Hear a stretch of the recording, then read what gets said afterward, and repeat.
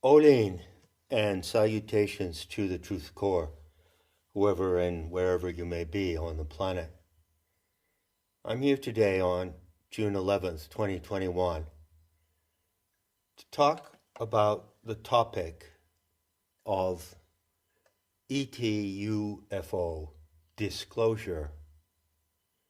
So that is the D word, disclosure. It's a big word, highly charged, carries a lot of baggage. But essentially, disclosure is a meme or theme that has been floating around in the collective consciousness for a long time. And it so happens that it came into specific focus in a particular year. And since then, it has been developing and mutating in many strange ways. And today, it appears as if that topic is coming to a point of some kind of critical revelation, disclosure, some kind of apocalyptic announcement, or some kind of event associated with disclosure. So it's my object in this talk to present you with the unique Gnostic intel that enables us today to take a look at disclosure and to analyze and deconstruct disclosure in a way that cannot be done without reference to the Gnostic intel. The title of this talk is The Gnostic Expose of UFO Disclosure. So bear that topic in mind. It tells you right out front that I'm intending to brief you from a Gnostic viewpoint on the event and the narrative of disclosure. And this has never been done publicly before.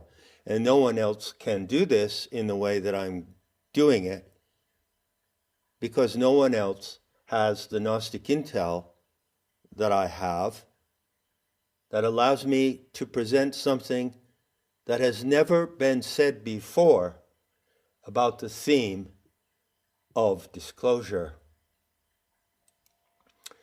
I'll begin with a brief background on the theme.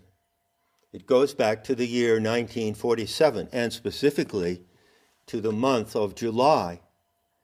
Now, three things happened simultaneously in July 1947. There was the Roswell incident and the Kenneth Arnold sighting over Mount Rainier, which put the term flying saucer into the realm of collective discussion. That was one event, or two events. The second significant event was the discovery of the significance of the Nag Hammadi codices. The codices themselves, the 13 leather-bound books, were actually discovered in a cave in Egypt in December of 1945. But as I explained in Not in His Image, it was not until July of 1947 when the French archaeologist Jean Dorès was in Cairo that the importance of these documents initially came to light. At that very same time, in July of 1947, the world received the announcement of the discovery of the Dead Sea Scrolls. And of course, there was a great scandal and cover-up connected with those scrolls. But eventually, as I've also explained in Not in His Image, the scenario and the narrative of the fanatical cult of the Zedekim, who produced the scrolls, came to be unfolded, interpreted, and eventually revealed to the world at large.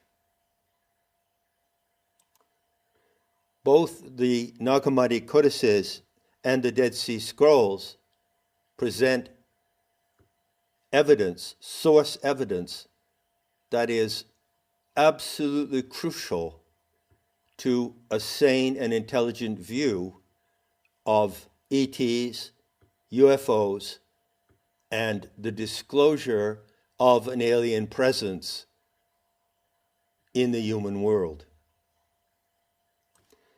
I've written quite a bit on metahistory.org, and that material is now on Nemada somewhere, about the year 1947, also the year when the CIA was founded, and there was a CIA agent in Cairo at the time who had been sent there specifically, Miles Copeland, I think his name was, to investigate these scrolls, and later on, the actual material possession of the Nag Hammadi codices went to a woman who was the wife of the head of Bechtel, which is an enormous global military-industrial complex. It is truly remarkable, the synchronicity of events and the number of events that happened in 1947 that stand as the background to events that are culminating today. Now, as I present the Gnostic expose of this phenomenon, it will help for you to know that I rely largely on the work of Jacques Vallée. Previous to writing Not in His Image, I read something like 120 books about the ET UFO phenomenon. And I spent about 7 years assessing it and evaluating it before I chose how to incorporate it into the first full and clear public presentation of the genuine Gnostic intel that I find in the Nag Hammadi codices and elsewhere. So I integrated that topic into Not in His Image at a profound level. In doing so, I relied a lot on Jacques Vallée and on his famous trilogy, one of which is called Messengers of Deception. Well, Messengers of Deception is an exact paraphrase of how the Gnostic materials describe the archons. An exact borrowing. I don't know if Jacques Vallée knew about the Gnostic materials. He may have, and I picked up some clues at the time indicating that possibility. But for whatever reason he chose the term messengers of deception, he was repeating and reinforcing exactly what the Gnostics warned about the archons. Now, Jacques Vallée made many brilliant insights about the ET UFO phenomenon. And of all of those, I extract one particular statement that he made. You could say it was his master conclusion, which was that the ET UFO phenomenon functions as a, quote, spiritual control system, unquote. You could equally well say it functions as a psyop or a mind control system.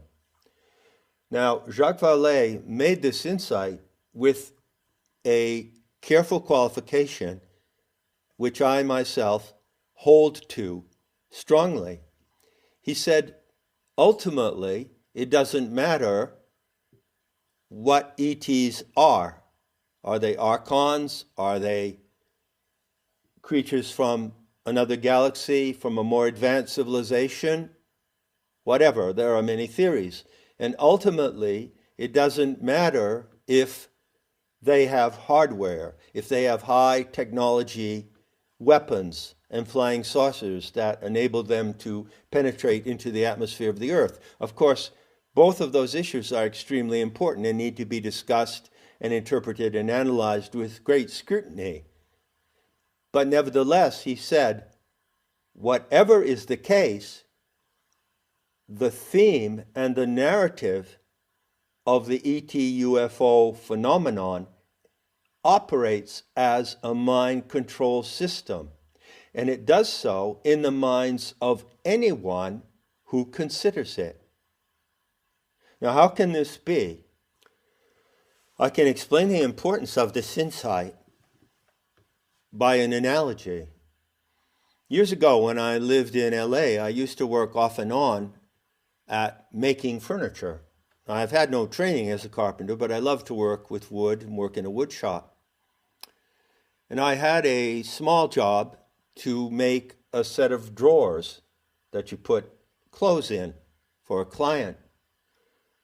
Now, although I had never tried before, I decided that I would try to design the chest of drawers, to use some kind of woodworking technique on it, so that it was not merely flat pieces of wood screwed together with drawers to pull out, but that it had some kind of design on the wood. So I went out and I bought a tool called a router.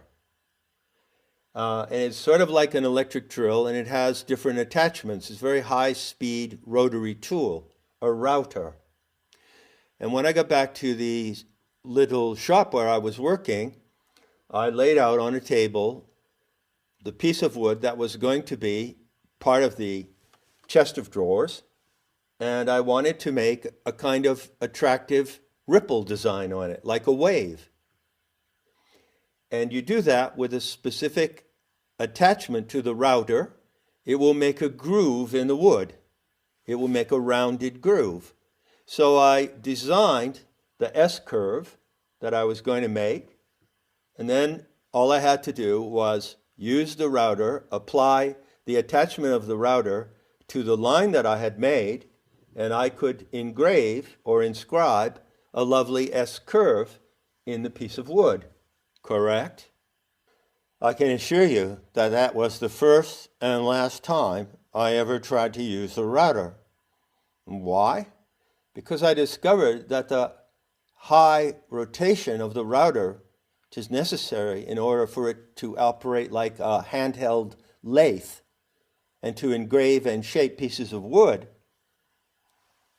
carried tremendous torque. Torque, T-O-R-Q-U-E.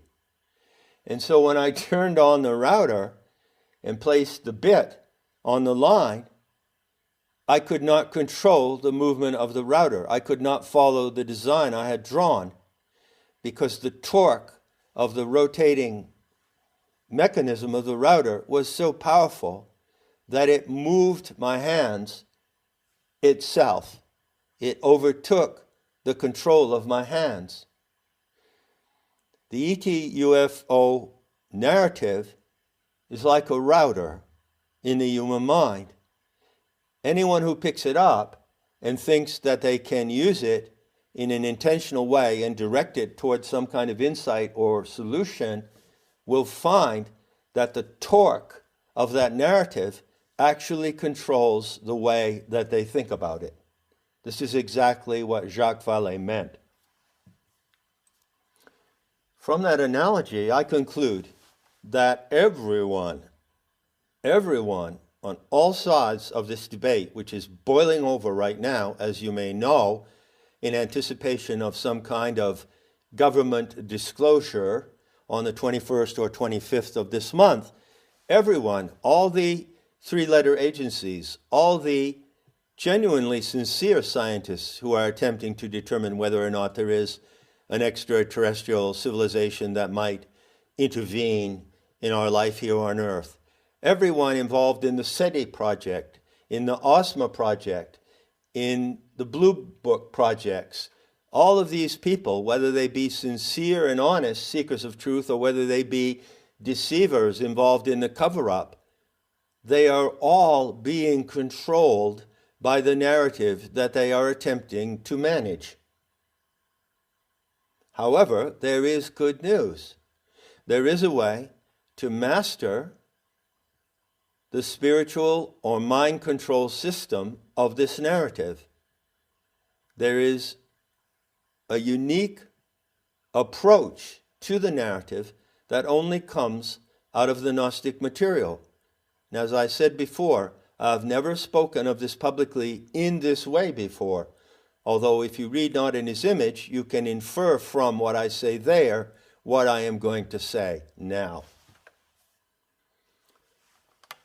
To introduce that approach and show you how to apply it to reach some kind of ultimate sanity about this topic, I'm going to ask you to agree that it is possible that there is an advanced extraterrestrial species located in some other place in the cosmos who have technology, both flying craft and weapons, superior to anything made by human beings.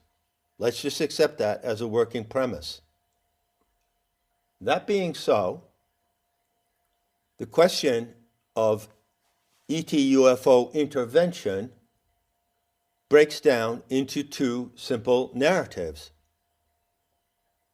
There are malevolent aliens who have the means and the intention to invade the earth and attack the world.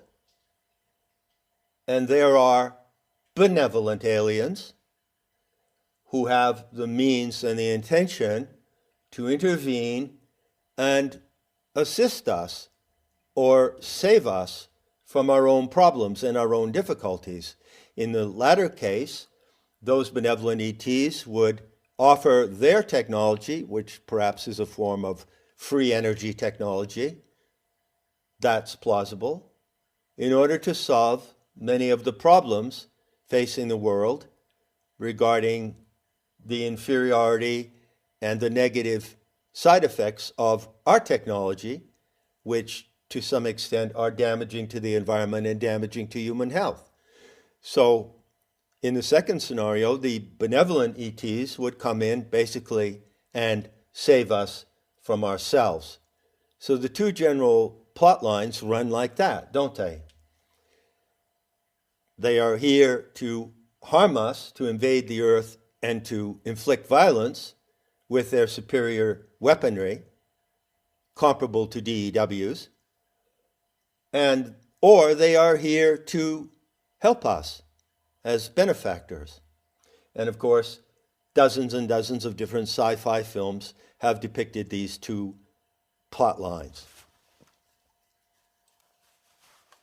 Now I can assure you that if those were the only two plot lines upon which all the variations of narrative speculation could be developed, there would be no sane solution to the ET UFO enigma.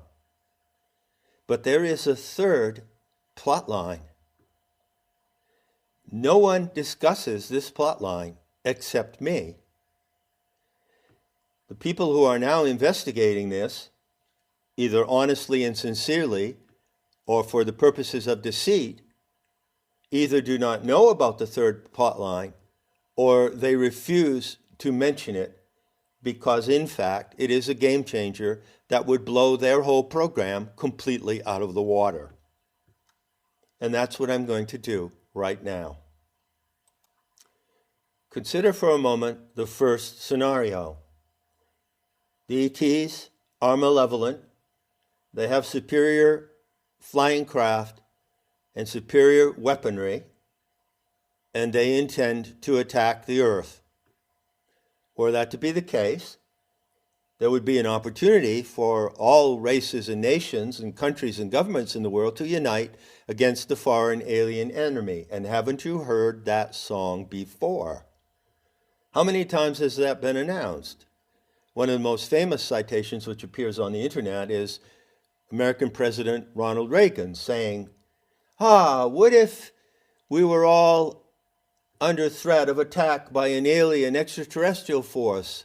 Oh, that would actually be a good thing because it would bring us all together, you see. So you see how the malevolent ET invasion plot has been played in many times and many ways. And you can see how, whether or not that was true, whether or not there was a genuine threat of such an alien force, it could be used as a mind control narrative. All that ought to be pretty obvious to you by now if you've looked into this matter and reflected upon it. But when you look closely at the construction of the malevolent ET scenario, when you look closely at that script, there is something that is missing in that script. There is a factor in the plot, or a factor that could be included in the plot, which is never included. Never. And yet the Gnostic intel provides that excluded plot factor. What is it? How is it constructed? Well, it's quite simple. As a matter of fact, as I've shown in Not in His Image and other extensive talks and writings, this additional plot factor, which entirely changes the game, was clearly stated. Despite the pitiful fragmentary condition of the Gnostic source materials that survive, it is there. It is absolutely clear in the Gnostic warning. I call it the Gnostic warning. And you find it stated in various ways in different writings in the Nag Hammadi material, but you also find it explicitly stated in the paraphrase of Irenaeus in his book Against Heresies. So Irenaeus reported what the Gnostics taught about alien intrusion. And what he said is true to what they did teach. They warned that there is on Earth, among the human races, a particular group which has made a pact with the alien and predatory ETs, who represent a true threat, and who today represent a clear and present danger to the entire world. The Gnostics said they exposed the presence of this particular subversive group among the human races, and they described exactly how that group formed a pact with the malevolent aliens. Do you see already how this changes the plot? Every scenario that I've ever heard, correct me if I'm wrong, that raises fear at the possible threat of an alien invasion never mentions the possibility that there are human accomplices in that invasion already at their outposts right here on the earth among us. We are not alone. We are not alone on the earth because we live with the presence of accomplices to the malevolent alien powers. So again, how does this change the narrative? Are you beginning to see? Were it to unfold in the immediate future now, that the aliens who have predatory and harmful intentions toward humanity would actually launch an open attack with flying craft and weapons similar to DEWs, were that to happen in the immediate future, it would happen due to the fact that there is an alien presence already on the earth. There is a presence of accomplices among us who not only invite the malevolent alien attack, but who are fundamental to staging it and bringing it about. That is the plot factor that has not been included in any of the many scenarios of alien invasion that have been discussed lavishly since 1947. Do you see that? Now it is true, and I need to add this qualification, unfortunately true, that the vast majority, the huge preponderance of the world population believes in the existence of UFOs and alien civilizations more advanced than us somewhere else in the cosmos. And in that mass of the population, who might be compared to the preponderant mass of people in the world today who believe in the monster, the mysterious monster microbe. They believe that that monster microbe really exists, you see. Those people, the vast number of people who have succumbed to that psyop, also hold the view that ETs do really exist. And among that group, there are two positions. One, those who believe that the ET intervention would be benevolent. They are space brothers, and they are out there with superior knowledge and superior morality and technology. And at a certain moment, they will appear as the agents of our salvation. But there is another part of the population that fears the alien force out there in the cosmos. But still, in both these cases, those who hold those belief systems have not incorporated the intel that I'm presenting to you right now. They do not take into account that if the case of malevolent alien forces is the true case, that those malevolent alien forces have already established an outpost of accomplices here in the world who welcome them and who have set up humanity to be taken down by those aliens, whom Gnostics called the Archons. So the Gnostic intel clearly states that there is a specific racial group who made a pact with the Archons, who are to be considered genuinely as an alien and hostile presence. The Gnostic intel, as I've developed it, has a lot more to say about the exact character of that presence. What is the nature of the Archons? What is the reality of the rulers, to cite a title of one of the Nag Hammadi texts? What are their motives? How do they operate? The Gnostic intel has a lot to say about that. And also, I have developed an historical narrative describing in great detail how and when this pact was made.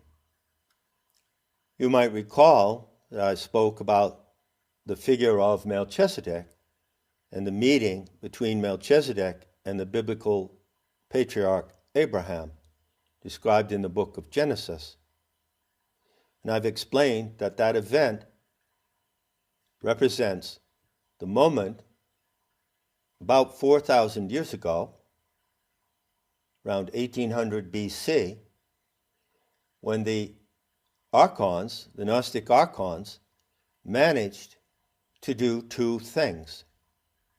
First, they managed to project through virtual reality technique, or HAL, which is their forte, to project the perfect simulacrum or replica of a human being into the atmosphere of the earth. That's Melchizedek. Melchizedek is not human. It is the perfect simulacrum or replica of a human, but it is not alive. So Melchizedek has no generation, has no parentage. Consider it like a clone or a perfect android replication of the human form, presented as a tall, gaunt, stately figure who projects the ultimate power of authority and Melchizedek is indeed the ultimate power of authority behind Judaism, Christianity, and Islam. Remember that the religious ideologies of those three world religions came into the world uniquely through the Semitic languages, Hebrew, Aramaic, and Arabic. So there was, according to the Gnostic intel, an intrusion. Now I can give you further detail on how this intrusion was achieved, but I'm going to reserve that for another talk soon. In preview of that talk, however, I'll tell you that what the Archons managed to do at that moment was to introduce into the neurological system of their vector race a kind of nanobite technology in the form of invisible or microscopic mites or insects. And they precipitated these insects in the atmosphere of the earth at that place at that time, which happens to be, by the way, and not by accident, the lowest spot on the earth, the region of the Dead Sea. They used the specific conditions of the lowest spot on the earth in order to perform what is called, and this is recorded in science, the abiogenesis of the Akari insects. That was an experiment conducted in England in the 19th century, which proved that microscopic entities, similar to mites, could be generated abiotically, that is, without the presence of life, by certain conditions in a magnetic field. And the Archons did this. So they produced a massive swarm of nanobots. And then, using the delivery system of the milk of aphids, they managed to introduce these nanobots into the neurological system of their vector race. That is how they achieved what I call the archontic infection. There is actually an infection, a real infection. It's not a genetic hack, it's a neural hack. And this neural hack is a reality. And so from the moment of that hack, the vector species became, in effect, zombie slaves of the Archons. And they carried out the plan of the Archons, which is master race ideology. You see the reflection of those remote events. Well, it's not actually that remote, less than 4,000 years ago. But you can see the clear reflection and repetition and imitation of those events, because the Archons never originate anything. They always imitate the same MO that they used before. You can see the repetition of the infiltration of nanobots into the human system today in the way that the military pharmaceutical criminal gang are actually using a lipid delivery system to inject into the human organism an artificially bioengineered transgenic agent, the spike protein.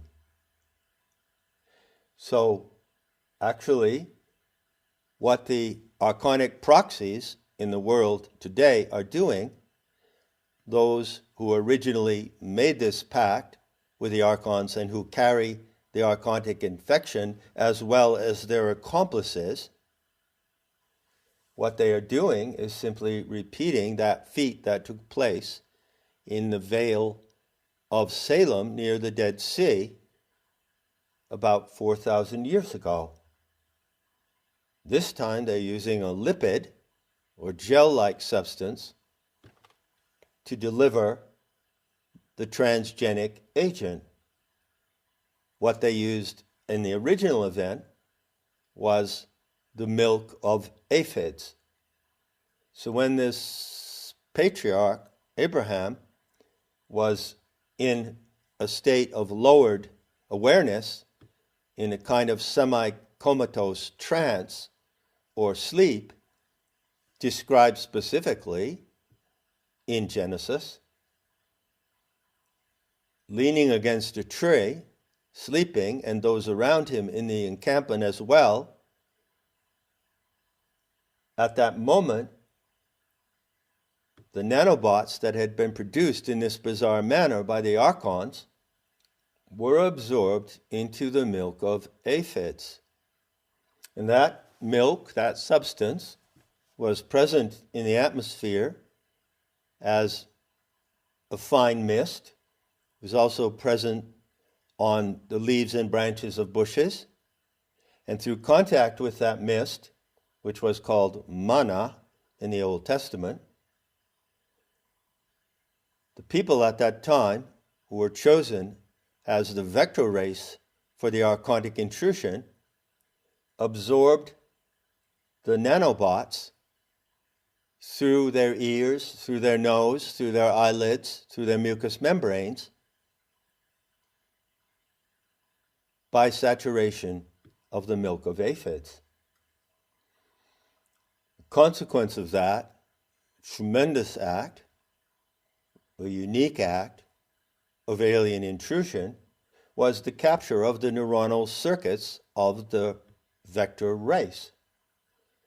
And so, just as today, there is something called magneto-nanotechnology, which uses a lipid medium for delivery, so there was then. The technology of today, implemented through injections, is simply a variation of that same technology. And as a result of that,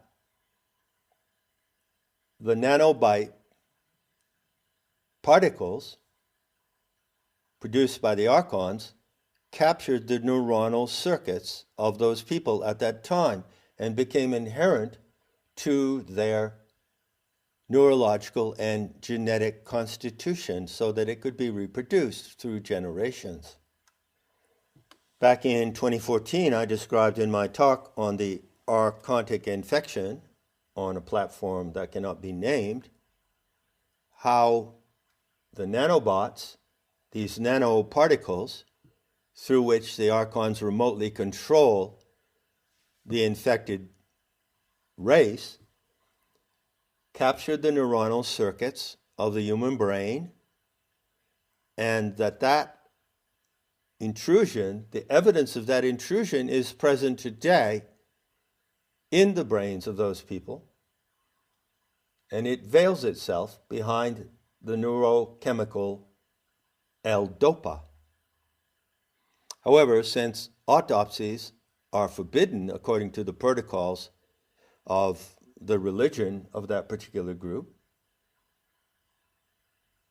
or as long as autopsies are forbidden, it would not be possible to scientifically prove what I'm saying. In conclusion, and to bring it around again to the central point, which is the takeaway of this talk, the Gnostics warned that the archonic intrusion occurred initially in that way. Those who carried the archonic infection developed into a cult called the Zadokim. And one of the great revelations of the Dead Sea Scrolls was that the Zadokim was a flying saucer cult. I'm not making that up. It's written clearly in the Thanksgiving hymns from Qumran and in other documents from those source materials. the scenario of the war scroll, which I describe extensively in Not in His Image, depicts a moment, the apocalyptic moment, when Melchizedek, who was the agent of the primary intrusion, appears with the Kenoshim, angels who ride shining, spinning, wheeled chariots in the sky.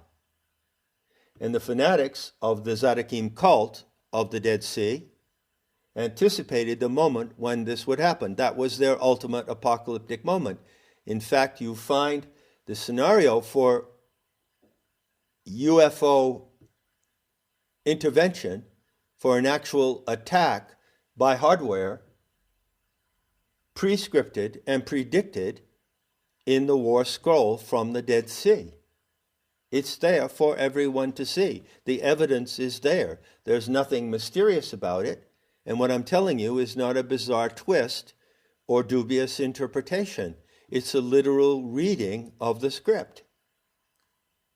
Everything that I'm saying here comes down to the clear and present danger of this moment, signaled by the solar eclipse of June 10th, which, by the way, also signals the way to overcome this narrative and the way to break out of the mental control system or the archontic psyop of the ET UFO threat. Is there a real threat that the archons who inhabit the solar system exclusive of the Earth could now come and attack the Earth with their hardware and their superior weapons? Well, according to the Gnostic intel, no, that is not possible as a literal fact. But something else is possible, which is a false flag UFO attack using DEWs created by human beings right here on Earth and controlled, in fact, by the very group who are the heirs and inheritors of the apocalyptic insanity of the Dead Sea cult, who also happen to be, needless to say, the specific group who are in control of the directed energy weapons that would be used in such a false flag attack. Making sense? So the takeaway here is quite simple. Whatever is going to be disclosed in the immediate future, if it does happen to be a statement coming from the authorities that the world stands before the threat of a UFO attack, then you will know what no one else knows, which is that the script for that attack has been written centuries ago, and you can read it in the Dead Sea Scrolls. And so if the Zadokim cult wrote the script for that attack, anticipating the ultimate triumph of Melchizedek, anticipating the coming of the Kenoshim in flying chariots, then you can see that the only way this psyop could succeed is by complete ignorance of the fact that the invading Archon ETs actually have human accomplices who are inviting them and who have set up the event of their invasion for centuries in advance.